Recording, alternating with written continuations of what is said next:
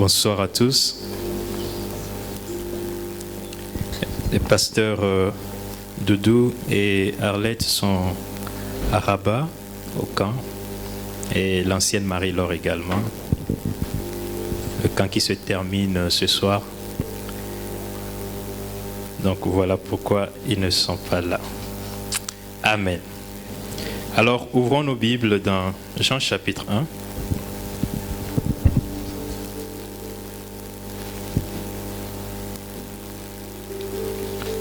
Jean chapitre 1,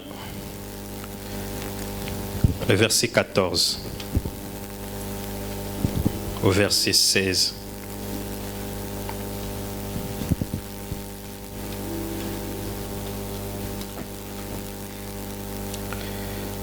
Et la parole a été faite chair,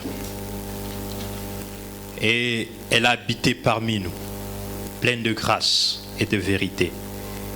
Et nous avons contemplé sa gloire.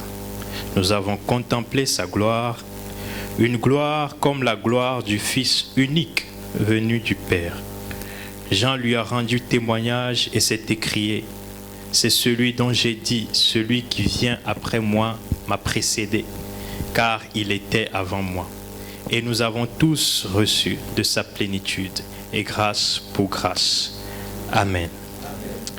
1 Jean, ouvrons nos Bibles dans 1 Jean, chapitre 1. 1 Jean, chapitre 1, verset 1 au verset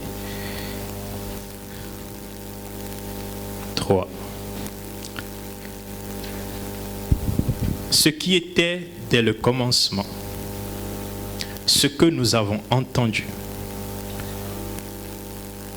ce que nous avons vu de nos yeux, ce que nous avons contemplé et que nos mains ont touché concernant la parole de vie.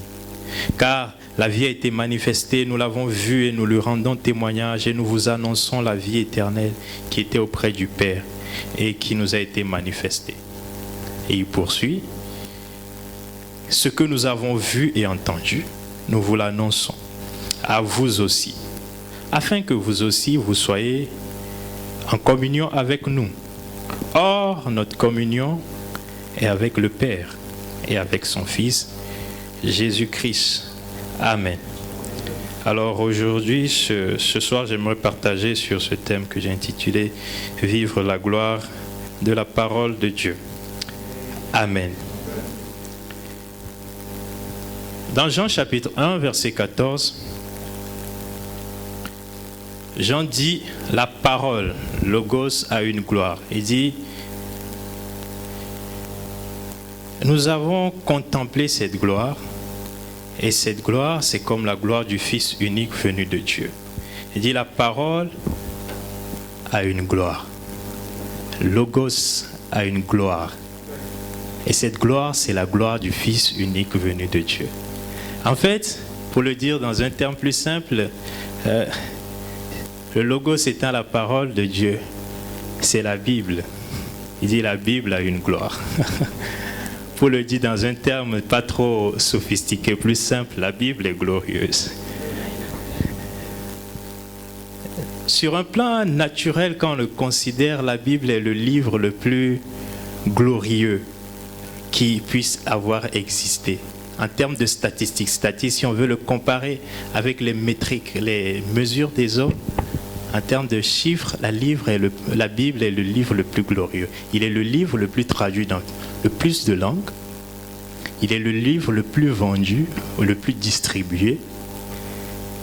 Il contient les passages les plus traduits, Jean chapitre 3, verset 16. Il contient la portion la plus traduite également, le Nouveau Testament. C'est-à-dire la Bible en elle-même est la plus traduite. Quand tu veux y entrer encore, le Nouveau Testament est encore plus traduit dans plus de langues encore que la Bible en entier. Et puis quand tu y entres encore, quand tu veux parler des citations, les versets qui sont traduits autant que possible, elles se trouvent encore dans la Bible. Alléluia. Donc la Bible est un livre glorieux. Et Jean dit que nous avons contemplé sa gloire. Et cette gloire est la gloire du Fils unique de Dieu. Et quand on retourne dans 1 Jean chapitre 1, on voit que Jean détaille un peu ce qu'il était en train de dire dans Jean chapitre 1. Il dit ce qui était dès le commencement. Donc il parle toujours de la parole. Parce que quand il écrivait dans Jean chapitre 1, il a commencé, il a dit au commencement était la parole. Donc quand il revient dans Jean chapitre 1, il dit ce qui était dans le commencement, dès le commencement. Et là, il dit ce que nous avons entendu, ce que nous avons ensuite vu de nos yeux. Et puis pour ça, il dit ce que nous avons contemplé. Et il dit ce que nos mains ont touché. Donc avant de parler de contempler ici, il nous dit d'abord nous l'avons entendu. Après il dit quoi? Nous l'avons vu de nos yeux. Et puis il dit nous l'avons contemplé. Mais il ne s'arrête pas là. Il dit ensuite nous l'avons touché. Nos mains l'ont touché. Concernant la parole de vie, donc il explique pour bien nous montrer que ce dont il parlait en disant ce qui était dès le commencement, c'est de la parole de vie dont il s'agit. Et il fait une petite parenthèse en expliquant que la vie, cette vie-là a été manifestée. Et donc il continue en fait au verset 3 en disant ce que nous avons alors vu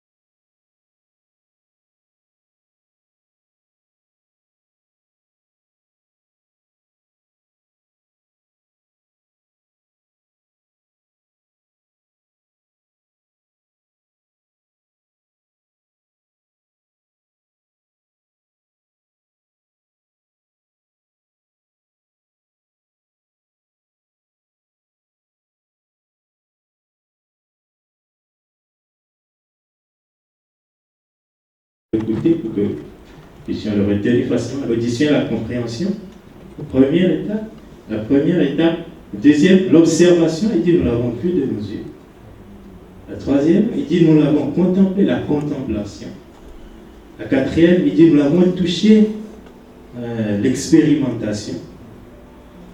La cinquième, il dit nous l'avons annoncé, la proclamation. Et puis, le sixième, il dit pour que vous soyez en communion, la communion. Donc, je ne sais pas si on va pouvoir aller sur tout, mais même si on ne termine pas, par la grâce de Dieu, vous allez poursuivre l'étude chez vous. Amen. D'abord, le premier point, l'audition et la compréhension. En fait, c'est de l'écoute. Mais j'ai mis ça en sion pour que vous puissiez le retenir facilement. Il dit, nous l'avons entendu. La première étape pour pouvoir vivre la gloire de la parole, c'est que nous l'entendons par notre oui ou par notre entendement. La gloire de Dieu se vit d'abord, nous y entrons d'abord par l'écoute. Parce que tout commence d'abord par l'écoute, par l'entendement, par l'audition. C'est pour ça que dans Romains chapitre 10, verset 17, il est dit quoi? La foi vient de ce que l'on entend. Ce qu'on entend vient de la parole de Dieu. Et c'est la foi qui nous introduit dans la gloire de Dieu. C'est la foi qui nous introduit pour la première fois dans la vie chrétienne. Donc, tout commence par l'écoute. Il dit, en fait, avant de l'avoir vu, nous l'avons entendu. Et quand on parle d'entendre, ici, il ne s'agit pas seulement de quelque chose qu'on écoute. Il parle de l'entendement. Il parle du fait de comprendre, de le recevoir dans notre entendement. C'est-à-dire, quand tu lis, par exemple, un livre, en fait, tu es en train de faire de l'audition ou bien de l'entendement. En fait, quand tu lis un livre, tu écoutes les pensées de l'auteur. Quand tu es en train de lire quelque chose, tu es en train d'écouter les pensées que l'auteur a transcrites. C'est comme si la personne était là et est en train de te parler et que toi tu écoutes. C'est pour ça que quand on dit ce que la foi vient de ce que l'on entend et ce que l'on entend vient de la parole de Dieu, le fait de lire la parole de Dieu est une façon d'écouter les pensées de Dieu qui sont transcrites dans sa parole. Donc, c'est pour ça que la lecture est importante, parce que quand tu lis, tu écoutes. C'est comme si je ne peux pas être avec toi. Mais j'aimerais que des gens qui sont en Chine écoutent mes pensées, je le transcris, et quand ils sont en train de lire, même s'ils sont en train de voir des lettres avec leurs yeux, en fait, ils entendent dans leur entendement, dans leur cerveau, ma voix qui est en train de leur parler. Donc, la première chose qui se passe, c'est que pour entrer dans la gloire de Dieu, pour entrer dans la gloire de la parole de Dieu, je vais insister un peu sur cette notion de la parole, vivre la gloire de la parole de Dieu, ça commence par l'écoute de ce que Dieu dit. La foi pour naître de nouveau et pour te qualifier pour vivre la gloire de Dieu vient de là. L'écoute. Matthieu 4 dit quoi? Il est écrit, l'homme ne vivra pas de pain seulement, mais de toute parole qui sort de la bouche de Dieu. Et Jean 6:3, Jésus dit, les paroles que je vous ai dites sont esprit et vie. Donc, ces paroles de Jésus, la parole de Jésus que nous écoutons, nous introduit dans sa vie. C'est la première étape, parce que chacun d'entre nous ici, pour donner notre vie au Seigneur Jésus, nous l'avons écouté. Donc, c'est ce qui nous introduit en premier. Amen. Mais il dit, après l'avoir entendu, nous avons la foi, parce que c'est ce que fait l'écoute ou l'audition. C'est qu'elle nous amène dans la foi. L'écoute ou l'audition. Je vais utiliser surtout le terme audition. Je l'ai soumis pour que vous puissiez retenir facilement. L'audition, la compréhension. Mais le fait d'écouter amène la foi dans notre cœur pour aller plus loin. Pas pour rester là-bas, parce que nous voulons aller plus loin pour expérimenter. Quand vous voyez le processus, il dit qu'à la fin, la finalité pour nous, c'est d'être dans la communion avec le Père. Donc quand la foi vient dans ton cœur, après avoir saisi une parole dans la Bible et que ça suscite de la foi dans ton cœur, la Bible dit c'est bien. Jean dit c'est bien, tu es sur le chemin, tu es sur le chemin, mais tu n'es pas encore arrivé, ne t'arrête pas.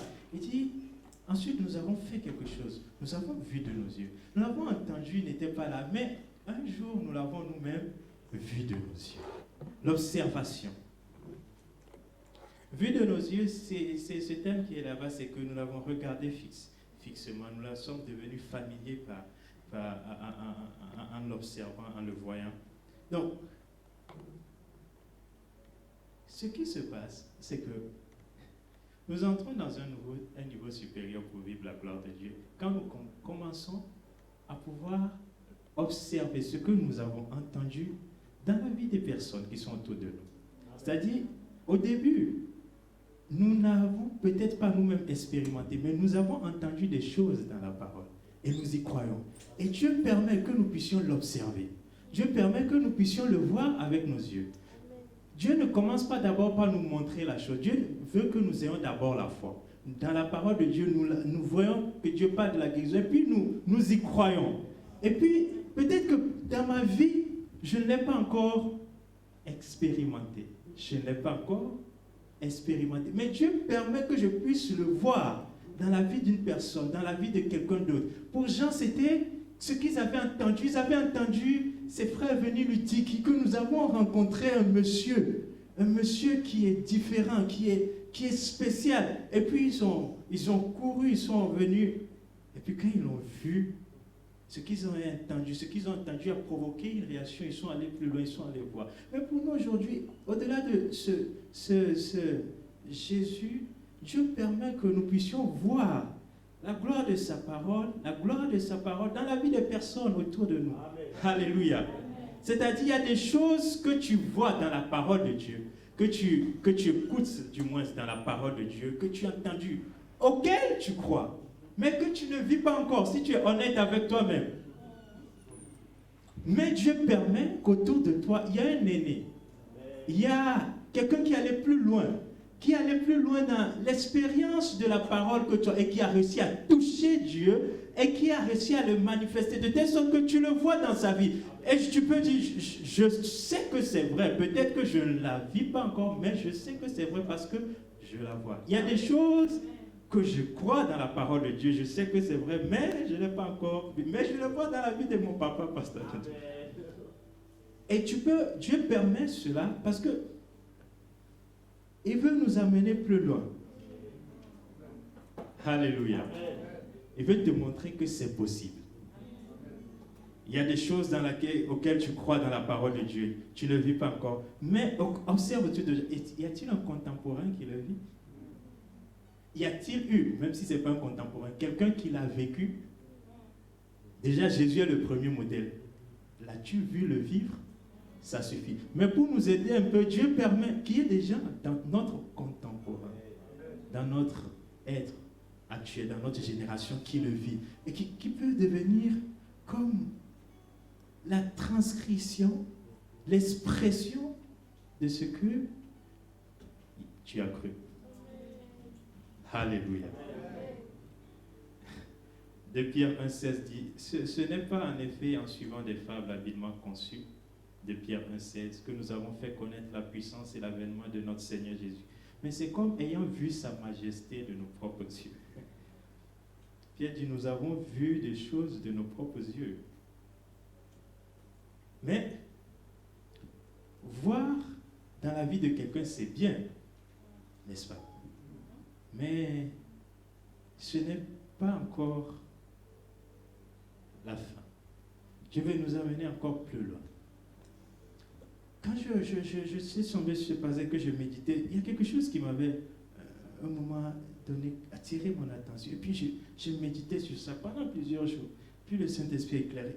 Jean dit, nous avons vu. Et puis après, il dit, nous avons contemplé. Je me disais, Seigneur, mais pourquoi il dit, nous avons vu et que nous avons contemplé? Parce que normalement, on peut dire que voir, c'est comme contempler, puisque les deux font appel un peu au sens de la vue. Mais ce n'est pas la même chose. Alléluia. La troisième étape, c'est la contemplation. Et le terme qui est utilisé ici pour la contemplation, c'est un mot qui est utilisé pour décrire quand il y a une parade. Oui, quand il y a une parade, ou bien, pour l'exprimer dans un terme un peu plus familier, un défilé. C'est-à-dire quand il y a un défilé et que les gens sont en train de l'observer, de regarder fixement, avec admiration. C'est ce terme-là qui est utilisé dans la contemplation ici. Il dit, après l'avoir observé, nous ne pouvons plus détacher, nous n'avons pas pu détacher nos yeux de sa beauté. Nous voulions juste au début regarder, l'observer, mais quelque chose s'est produit, nous sommes restés là scotchés, béats d'admiration. La notion dans la contemplation qui est là, c'est la notion d'admiration.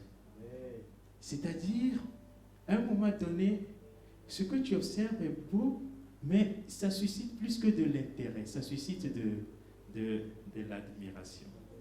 Et regarde, si tu admires quelqu'un, s'il y a quelqu'un que tu admires, tu verras que tu commenceras à vouloir parler comme lui, à t'habiller comme lui.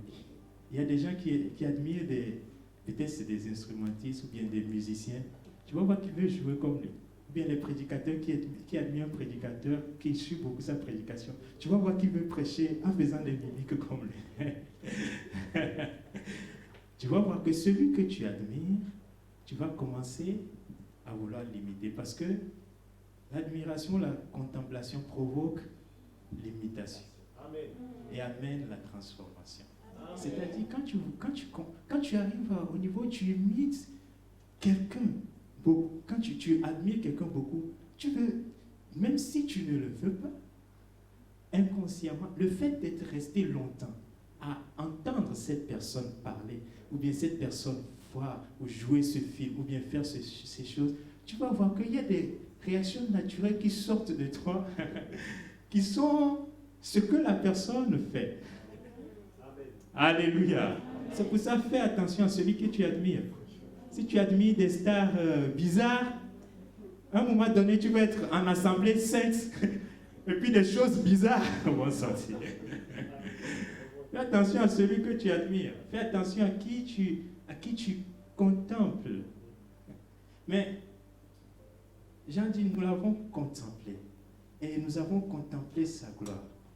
Et c'est magnifique parce que dans 1 Corinthiens 3, 2 Corinthiens du moins 3, verset 18, vous savez, la Bible nous dit que nous tous qui le visage découvert contemplons comme dans un miroir la gloire du Seigneur, nous sommes quoi? Transformés en la même image, de gloire en gloire. C'est ce que produit la contemplation. En fait, le fait de le contempler, de contempler la parole, de contempler Christ dans la parole, de le contempler, mon ami, ça produit de la transformation dans ta vie.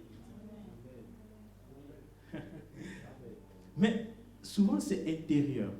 Elle commence intérieur. Ce que produit la contemplation, c'est ça, c'est qu'elle produit une transformation. Mais la transformation est d'abord intérieure, à l'intérieur de toi. Amen. Tu vois que ça change des choses en toi. Ça change des choses. Tu ne peux pas l'expliquer, le quantifier, mettre des mots précis, mais tu sens autour de toi qu'il y a des choses qui se produisent. Il y a une transformation qui se produit. Et c'est ce qui s'est produit au contact avec Jésus dans la vie des gens. Il dit, nous avons contemplé. Nous l'avons contemplé. Nous sommes restés béats d'admiration devant lui. Nous sommes restés là à l'admirer, à ne plus nous en passer. Est-ce que la parole de Dieu suscite de l'admiration en toi? Est-ce que tu arrives à t'en passer? Si tu arrives à t'en passer, il y a un problème. Normalement, chaque jour, tu ne devrais pas pouvoir t'en passer. Est-ce qu'elle suscite des waouh en toi? Est-ce qu'il y a, dans sa parole, tu découvres et puis qu'elle suscite des expressions d'admiration en toi?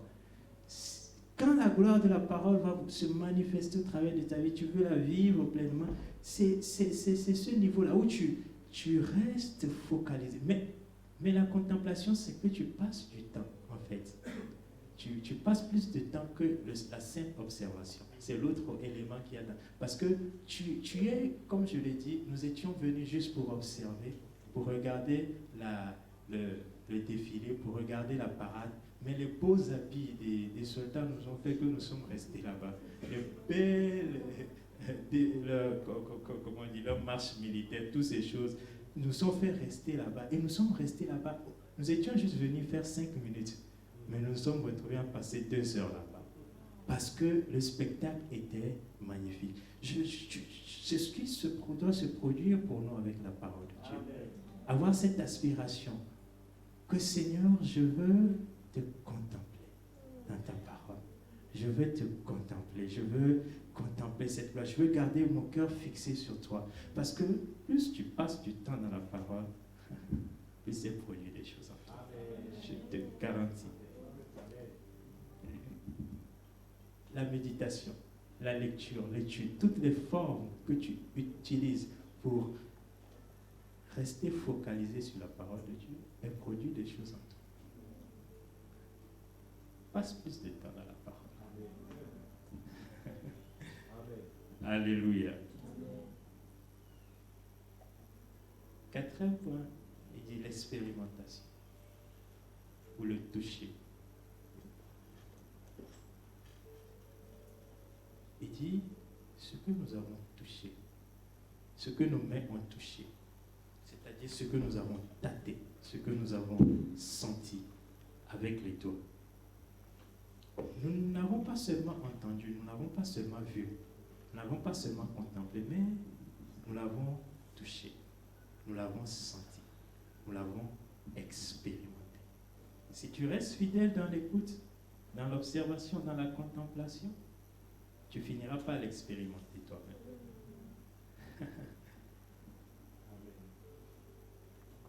Tu finiras par expérimenter, je vais utiliser le terme, la doxa de la carbone qui est déposée par la contemplation.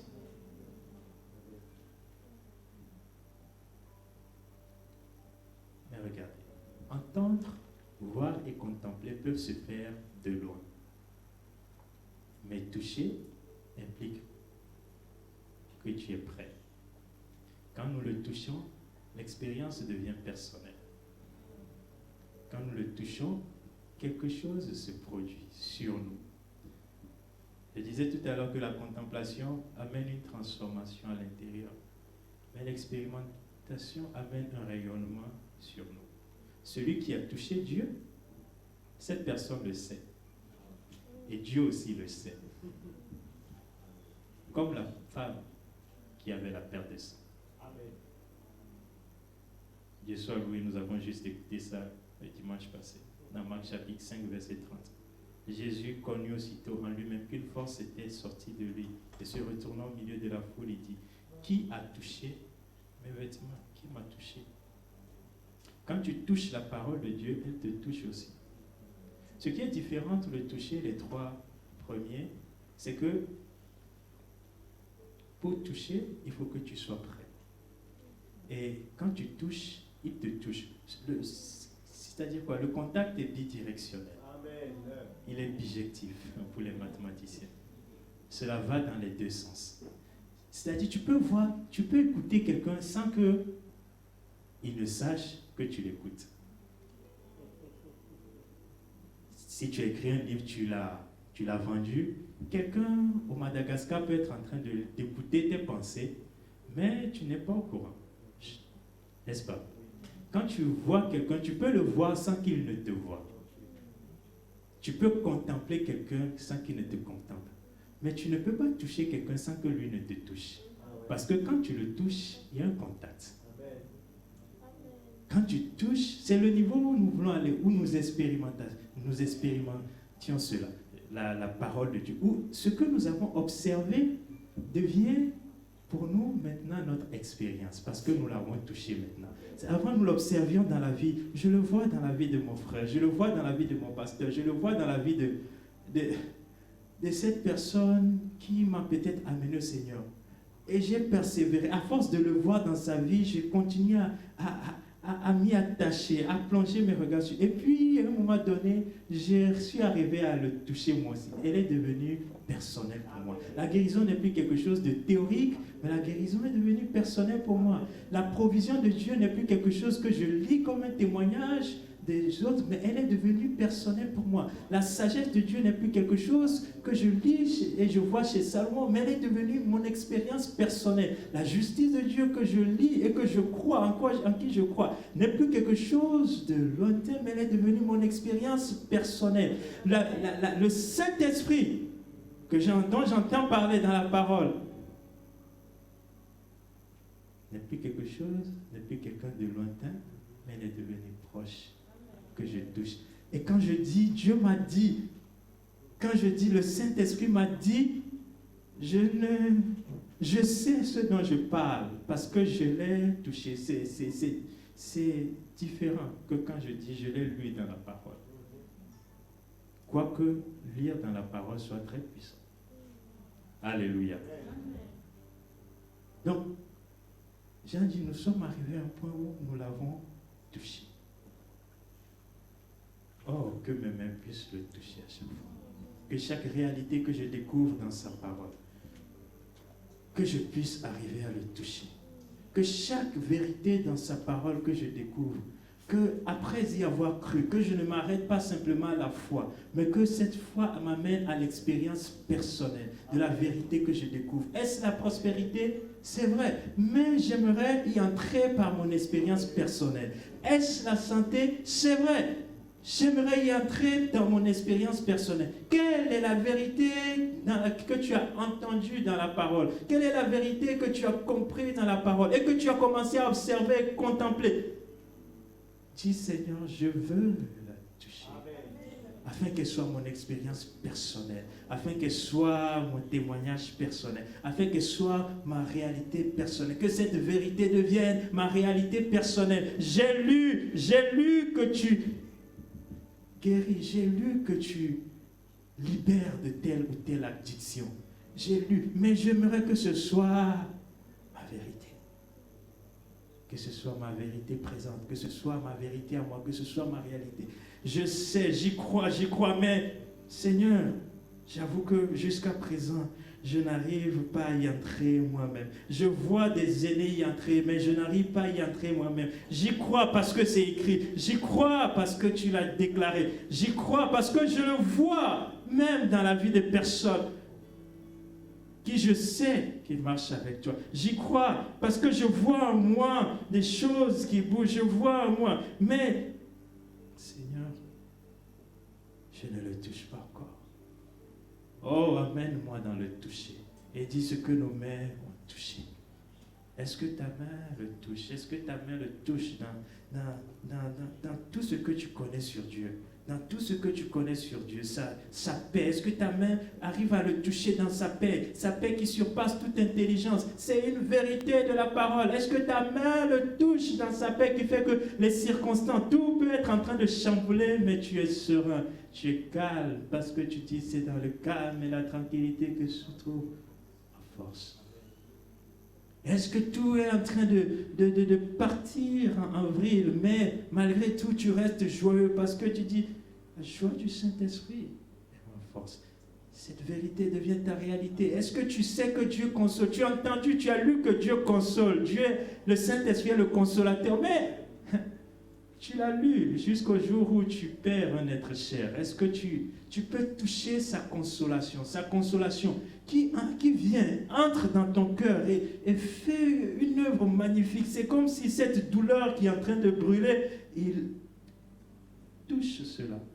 Et que tout d'un coup, de façon surnaturelle, les gens viennent en train de te dire, Yako, en train de pleurer, mais c'est toi qui les console, qui dit, ne pleurez pas. Alléluia. Ne pleurez pas. Ne pleurez pas, parce que tu as été consolé, parce que tu as expérimenté la consolation de Dieu. Une consolation qui est surnaturelle, qui va entrer et toucher ton cœur, là où le vide est en train de faire comme si tout ton être va éclater par le manque de cette personne. Où tu penses que tu ne peux plus vivre parce que cette personne semble être ton fondement, ton soutien, semble être ta référence. Et tout d'un coup, tu avais des grands espoirs pour faire des choses pour cette personne, pour venir, parce qu'elle t'a tellement fait du bien que tu voudrais, Seigneur, permets-moi d'avoir les moyens un jour de pouvoir l'honorer également.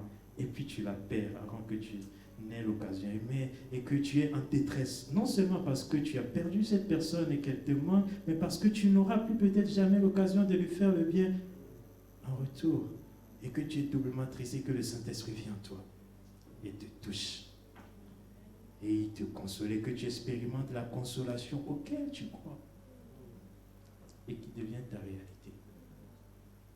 Alléluia. Puisse nos mains le toucher. Que quelqu'un dise, je veux te toucher, Seigneur. Je veux te toucher dans chaque vérité que je découvre, afin que ce soit ma réalité. Quand tu touches sa vérité, elle devient ta réalité. Alléluia. Et quelqu'un d'autre commencera à observer dans ta vie la gloire de la parole qui a commencé à devenir visible. Tu deviens celui que tu regardes bien. Alléluia. Du moins dans ce domaine. Parce que c'est un processus qui est continu, toujours progressif. Chaque fois, le Seigneur t'amène dans quelque chose. La première fois où tu crois, Jésus est Seigneur et Sauveur, c'est juste l'étape initiale. Mais chaque fois, la foi vient avec ce que tu attends, le réma de la parole qui amène, qui ouvre une fenêtre dans la révélation, du cœur de Dieu en toi. Et puis tu vois que c'est vrai, tu y crois. Et puis Dieu dit, lève les yeux, regarde dans la vie de ce serviteur. Regarde, je l'ai fait.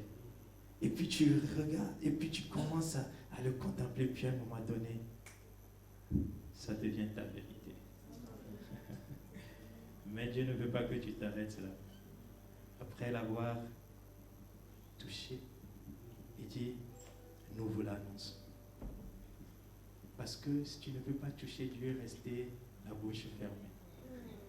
Tu ne peux pas toucher Dieu et ne pas proclamer. Tu ne peux pas toucher Dieu et ne pas l'annoncer. C'est pour ça que la prochaine étape est la plus puissante. Si tu t'arrêtes à chaque fois à l'avoir touché, que tu le gardes pour toi, à un moment donné, tu ne peux plus faire le cycle. Amen. Il dit, nous vous l'annonçons. Oh, je ne peux rester silencieux après l'avoir expérimenté. Actes chapitre 4, verset 20. J'aime Pierre, il dit, car nous ne pouvons pas ne pas parler de ce que nous avons vu et entendu. Nous ne pouvons, même si nous le voulons, nous ne pouvons pas. Il est impossible pour nous de ne pas parler de ce que nous avons vu et entendu. Mais il y a des gens pour qui il est tellement possible de ne pas parler. Il ne faut pas qu'il en soit ainsi. Il faut qu'il ne soit pas possible pour toi de ne pas parler. C'est-à-dire, même si tu ne le veux pas, je ne peux pas ne pas parler. Je ne peux pas ne pas parler. Comment peux-tu rester silencieux face à ce que tu as vu entendu? Et encore plus touché. Comment peux-tu rester silencieux? Cette fois, quand Jésus a donné l'opportunité, il a dit, c'est moi. Il y avait des gens à qui Jésus interdisait d'aller parler, mais quand ils sortent, ils commencent à crier, mais je ne peux pas m'empêcher de parler. Je ne peux pas m'empêcher de parler. Voyez-vous, dans Jean chapitre 12, verset 42 à 43, Jésus dit, cependant, même parmi les chefs, plusieurs crurent en lui, mais à cause des pharisiens, ils n'en faisaient pas l'aveu, dans la crainte d'être exclus de la synagogue, car ils aimèrent la gloire des hommes plus que la gloire de Dieu. Voici des gens qui ont cru, mais qui n'osaient pas parler. Et Jésus donne une réponse à cette interrogation que parce qu'ils ont aimé la gloire des hommes plus que la gloire de Dieu. Mais comment est-ce qu'on peut aimer la gloire des hommes plus que la gloire de Dieu? J'ai réfléchi sur cette pensée, j'ai médité, je me suis dit, comment est-ce que quelqu'un de sensé peut aimer la gloire des hommes plus que la gloire de Dieu? En fait, ils aimaient aussi un peu la gloire de Dieu. Mais pas seulement pas assez, seulement moins. Ils ont mis la gloire de Dieu sur l'échelle avec l'autre. Et déjà, Dieu ne veut pas qu'il y ait de mélange. Dieu est exclusif, soit lui ou soit le monde. Il n'y a pas de un peu de moi, un peu de moi. Si tu fais un peu de Dieu et un peu de monde, pour Dieu, c'est le monde. C'est comme quand tu fais moins fois plus, pour Dieu, c'est moins. Si tu même fais plus fois moins, pour Dieu, c'est moins. Dieu, c'est comme la multiplication. Il faut que ce soit plus fois plus. Amen. Tu ne peux pas faire moins un peu de Dieu et puis plus un peu de monde et croire que tu vas être dans le... Non, pour Dieu, c'est moins. Amen. Mais s'ils ont aimé la gloire des hommes plus que celle de Dieu, cela veut dire que la gloire de Dieu peut sembler en apparence, je dis bien, ou pour un temps, un peu moins attractif. Ou bien que la gloire de Dieu peut faire perdre des privilèges. La Bible dit qu'ils craignaient d'être exclus de la synagogue. Donc c'était des chefs. Ils avaient des privilèges et des responsabilités. Ils avaient des privilèges surtout. Parce que la gloire de Dieu peut amener l'opprobre et la honte de la part des hommes. Quand tu veux vivre la gloire de Dieu dans la purification ou la sainteté, jeune homme, jeune fille, peut se dire que dans le 21e siècle, est-ce que tu peux vouloir encore te garder pur jusqu'au mariage? Ça peut amener de la dérision, ça peut amener de la moquerie, ça peut amener même des personnes. Il y a des personnes, même leurs parents disent, va faire un enfant, même si tu n'es pas marié, c'est pas grave. Fais un enfant, dépose-le, nous allons, parce que là j'avance.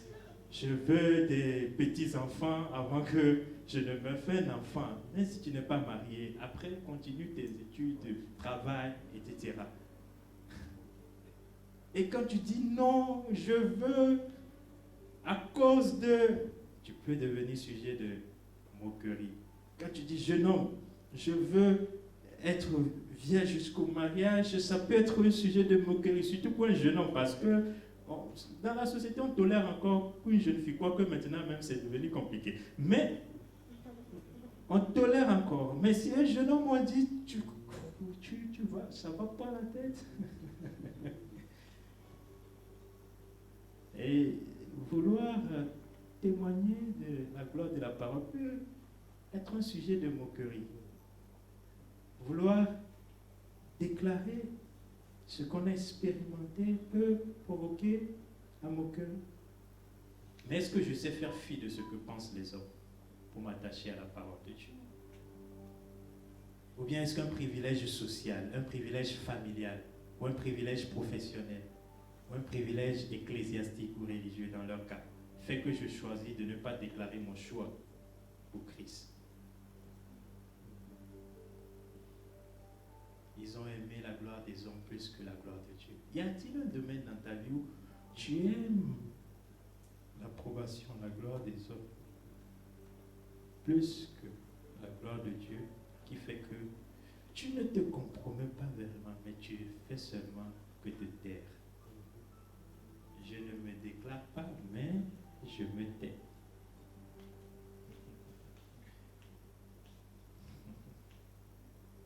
Est-ce qu'il y a un domaine?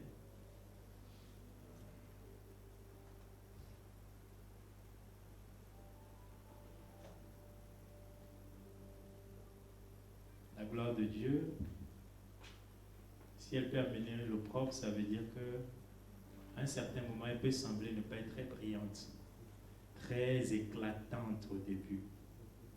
Parce que la vérité, c'est que la gloire de Dieu est d'abord interne. Elle est la capote avant de devenir la doxa.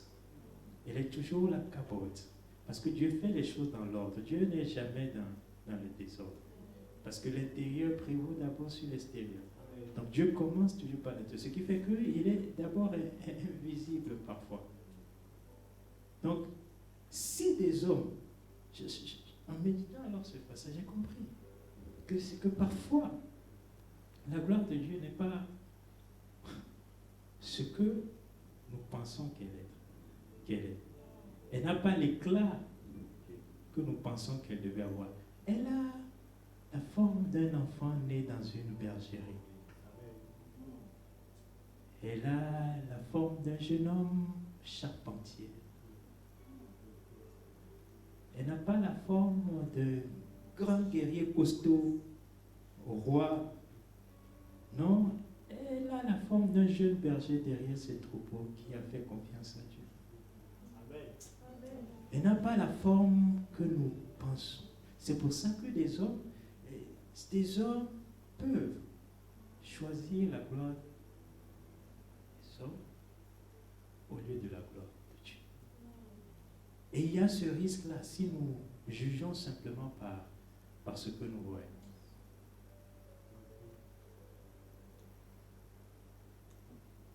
Mais si tu restes ferme et que tu proclames, malgré l'opprobre, malgré la honte, malgré la dérision, malgré les moqueries, la doxa de Dieu finit toujours par éclater. Elle finit toujours par se révéler quand j'accepte la capote, quand j'accepte le poids intérieur. J'aime cette notion de poids. Parce que la notion de poids implique que ça pèse un peu. C'est que c'est comme un fardeau. S'il y a cette notion de fardeau qui pèse sur moi et qui fait que je ne peux plus être libre totalement de mes mouvements. Il y a cette notion de poids qui fait que je ne suis plus aussi léger qu'avant. Mes paroles n'ont plus la légèreté qu'elles ont avant, parce qu'il y a quelque chose qui pèse sur moi. Tu vois, quand tu portes un poids, tu ne peux pas courir de la même façon que quelqu'un qui ne porte pas un poids. Il y a cette notion de poids de la gloire qui fait que je suis un peu plus restreint dans mes mouvements.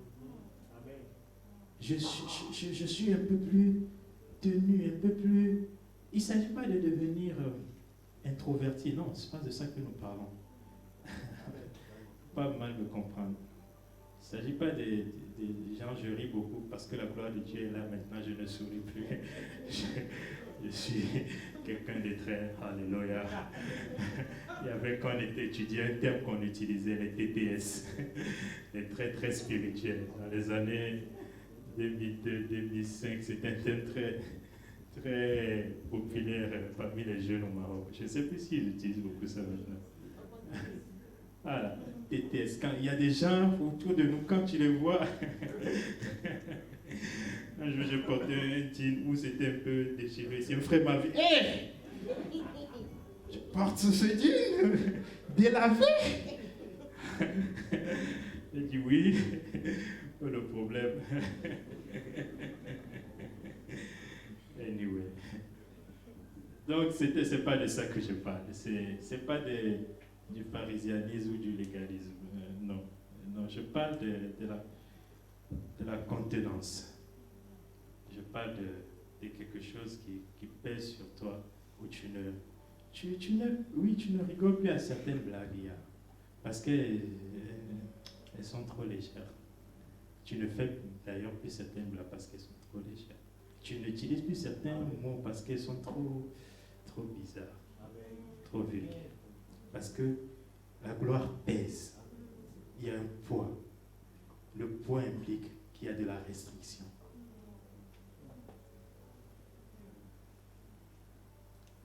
Mais j'en dis, pour que nous terminions, j'en dis que je partage ces choses avec vous. Je l'annonce, je la proclame. Cette notion d'annoncer, il y a la notion d'évangélisation dedans. J'aimerais quand même appuyer sur ça, de partager sa foi.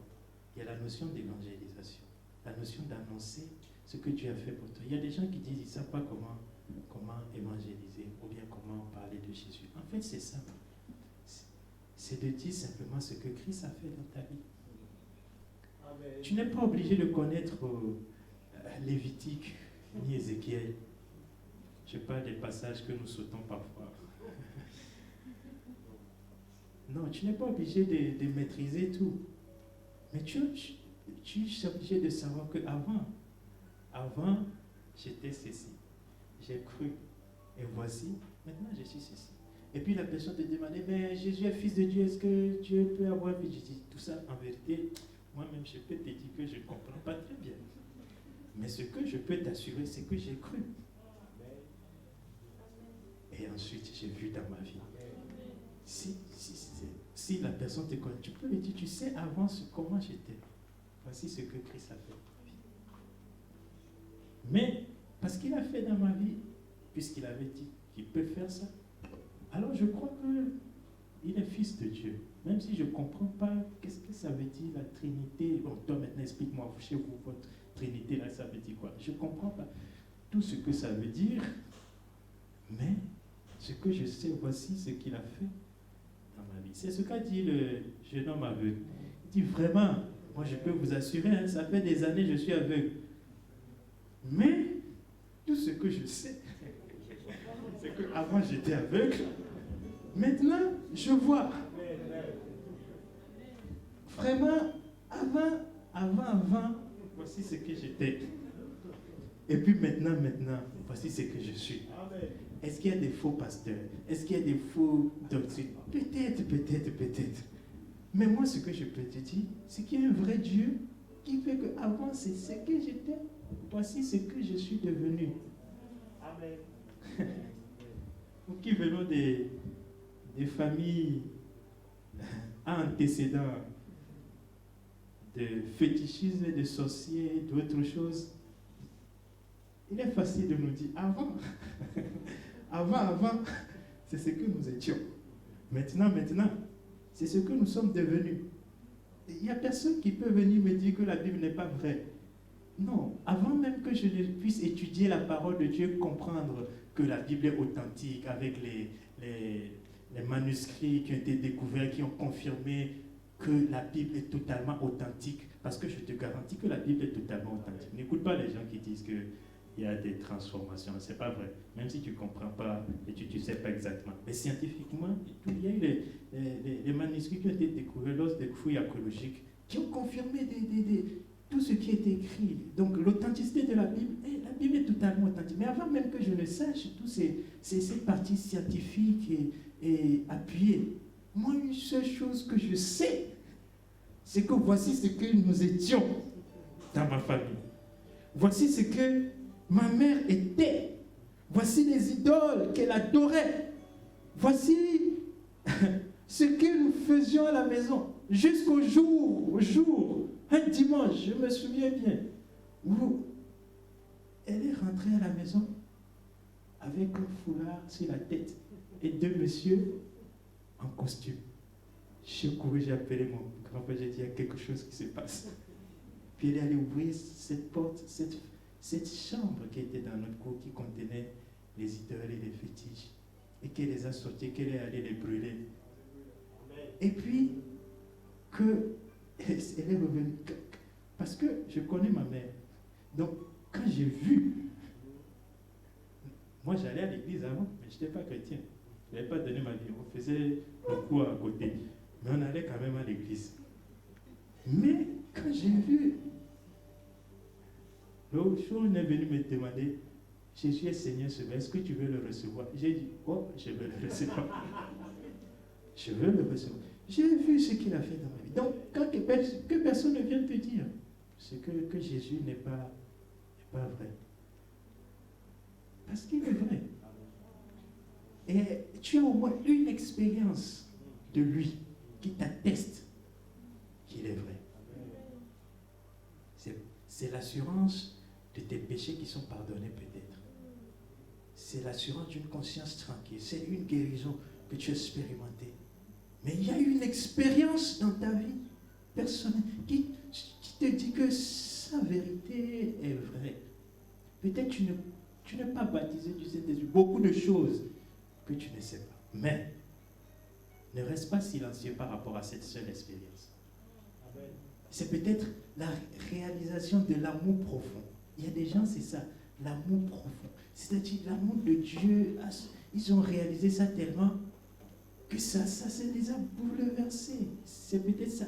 Et cette phrase, Jésus t'aime dans ta bouche, que tu proclames dans la vie.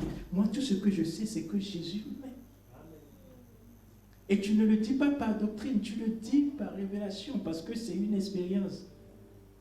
Je te dis cette phrase, j'ai entendu les témoignages de personnes où simplement ils ont dit à de personnes, Jésus t'aime. Et la personne a fondu à l'âme. Moi j'ai dit, Jésus t'aime à des gens, ils n'ont pas fondu à l'âme. Non pas que ce ne soit pas vrai, non. Ça veut dire que leur expérience simple qu'ils ont eue de l'amour de Dieu a provoqué ça. Amen.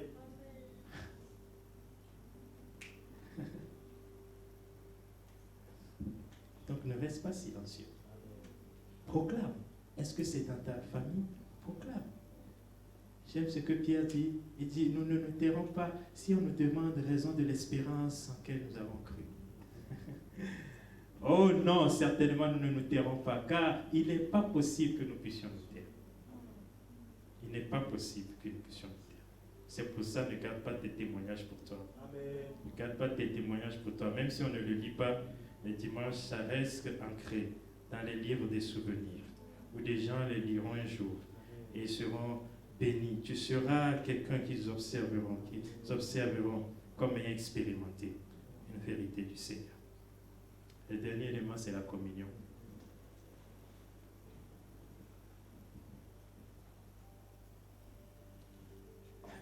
Il dit,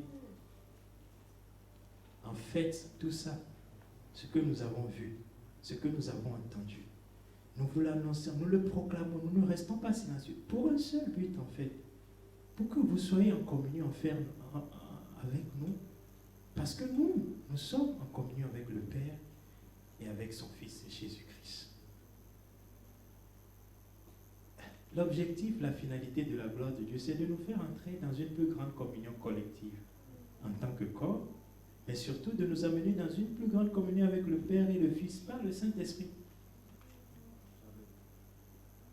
Parce que la communion du corps, c'est avec la tête. L'objectif du Seigneur à la fin de toute chose, c'est ça, c'est que nous sommes toujours un. Il dit,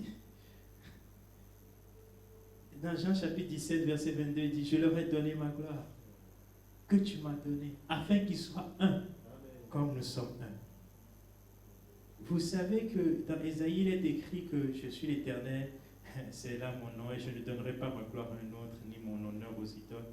Mais nous avons vu que Jésus dit dans Jean chapitre 17 qu'il nous donne sa gloire qu'il a donnée, afin que nous soyons un. En fait, certains pensaient que ces deux passages sont cohérents. Non, parce que c'est normal. Dieu dit ne donne pas sa gloire à quelqu'un qui n'est pas comme lui, qui est un autre. Mais nous sommes un avec lui. Parce qu'il dit 1 Jean 4, 17, tel il est, tel nous sommes. Donc pour nous, sous Dieu, c'est normal de donner sa gloire. En fait, même si Dieu, en réfléchissant, quand on voit la parole de Dieu, il y a toujours deux façons d'observer. On peut dire Dieu est égoïste, il ne peut pas donner sa gloire. On peut voir aussi de l'autre côté plutôt que Dieu est amour. Parce que sa gloire qui est donnée à quelqu'un qui n'est pas comme lui va tuer la personne. En fait, c'est parce que Dieu les protège qu'il ne peut pas leur donner sa gloire. Sinon, ils vont tous mourir. Parce que la gloire de Dieu est associée totalement avec sa sainteté. C'est pour ça qu'on ne joue pas avec la gloire de Dieu. Amen. Elle est associée avec sa sainteté.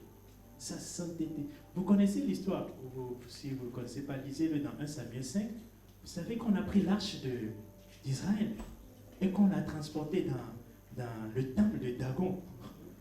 Mais ça a coupé la tête et les bras de Dagon. Les Philistins sont venus voir. Ils ont battu les Israélites au temps du sacrificateur Élie. Ils ont pris l'arche. Ils sont partis le déposer chez eux dans le temple. Ils sont partis déposer la gloire de Dieu avec une idole. Quelqu'un dirait ça ne va pas à la tête. Mais non, c'est-à-dire, le lendemain ils sont venus, leur Dieu, la tête est coupée, les membres décapités. Quand ils ont vu ça, ils ont pris pour amener dans la ville, dans une autre ville. Là-bas, tout le monde avait des hémorroïdes. Ils ont pris ça, après ils ont amené dans une autre ville. Après ils ont dit, bon, prenez ça et puis, c'est ça quelque part. Et c'est pour le monde que Dieu... Parce que si elle tombe, ils vont tous mourir. Nous pouvons le porter parce que nous sommes un. Tel il est, tel nous sommes. Donc, l'objectif final du Seigneur, à chaque fois qu'il nous amène dans une plus grande gloire, c'est que nous soyons de plus en plus un avec lui. Que notre expérience de la communion soit comme la vérité de sa communion. C'est-à-dire, la vérité, c'est que tel il est, tel nous sommes. Mais dans la réalité quotidienne, nous voyons que, en fait, parfois, tel il est, tel nous ne sommes pas.